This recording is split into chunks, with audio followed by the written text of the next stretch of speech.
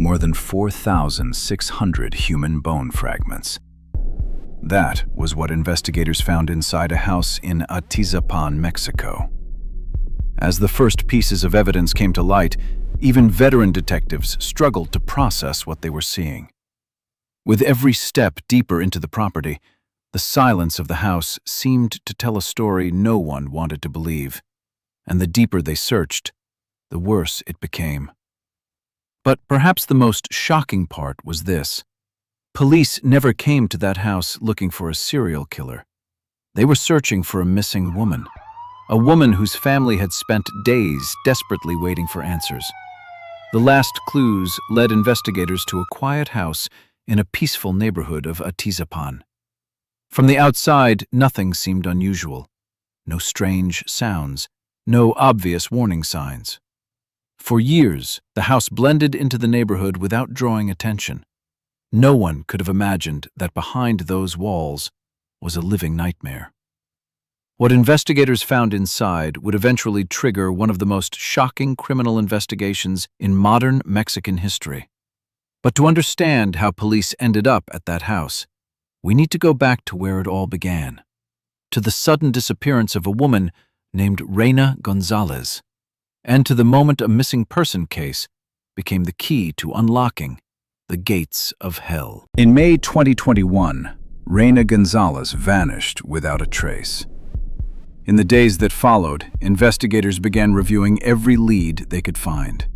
They examined her relationships.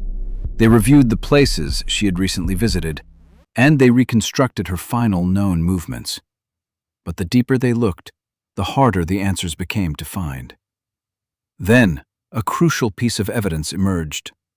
A GPS signal from Reyna's cell phone. People can lie, but data cannot.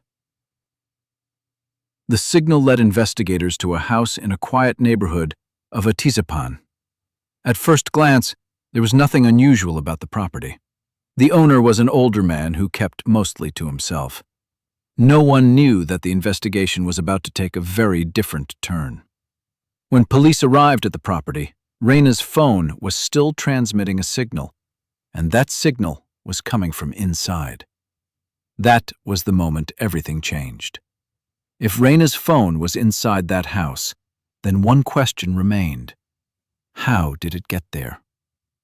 Not long afterward, investigators made the decision to search the property, a decision that would reveal something far more disturbing than anyone expected. The search of the house had only just begun, but what investigators found quickly erased any hope that this was a routine missing person case.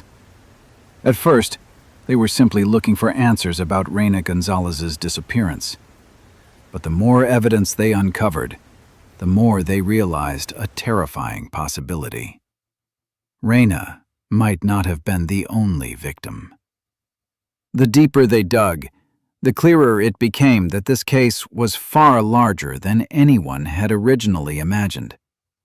But before investigators could understand who they were dealing with, they needed to answer another question.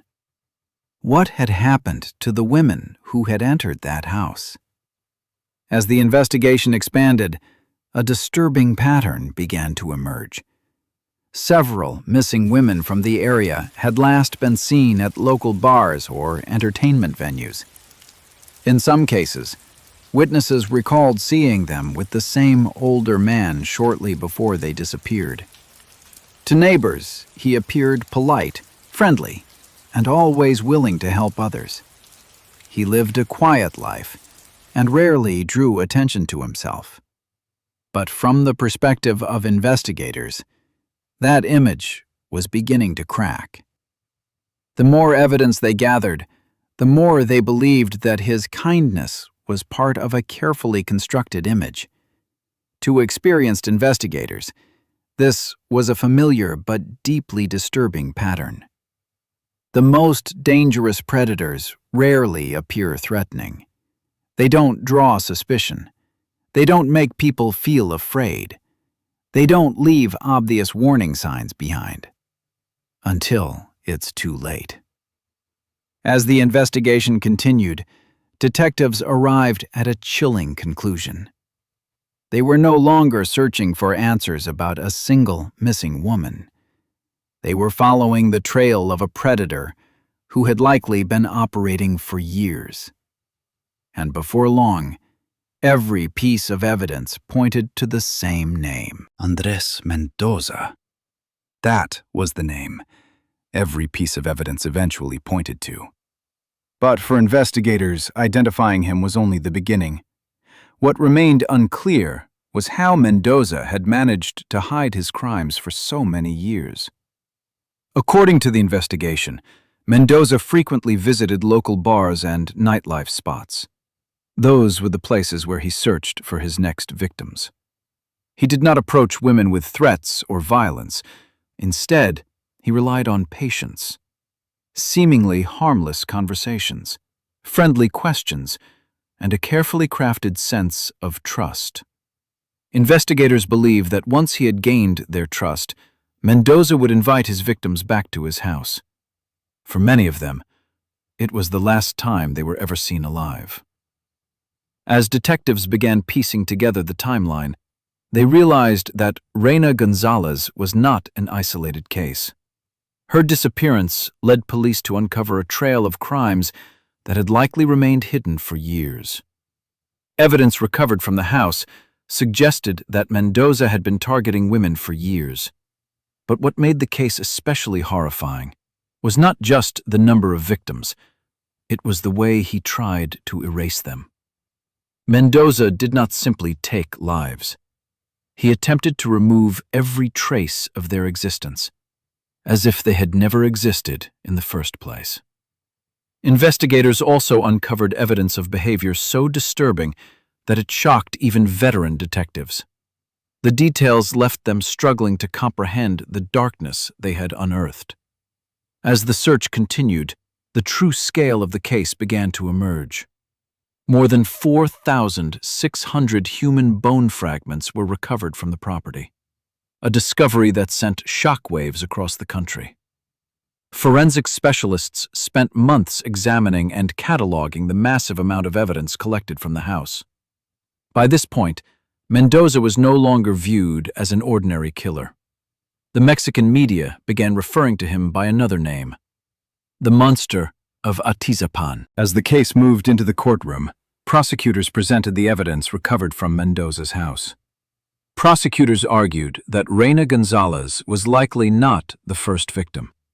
She was simply the woman whose disappearance finally exposed years of hidden crimes. The sheer amount of evidence shocked the nation. After reviewing the evidence, the court found Andres Mendoza guilty. He was sentenced to life in prison. For many, the sentence brought a measure of justice, but for many investigators, the case never truly ended. One question still remains. How many women entered that house and never came back out? How many families are still waiting for answers?